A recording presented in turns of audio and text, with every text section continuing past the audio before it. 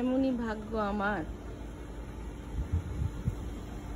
চেরিতে ভরে গেছে এই গাছটা। বিশাল বড় গাছ।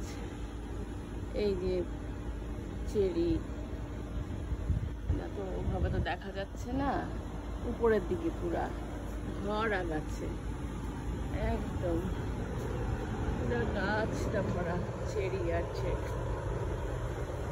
ওই যে চেরি উপর দিকে সব, ওই যে উপরে ভরা চেরি, কিন্তু পারার উপায় নাই, এত বিশাল গাছ, উপরে উঠবে কে আর পারবে কে?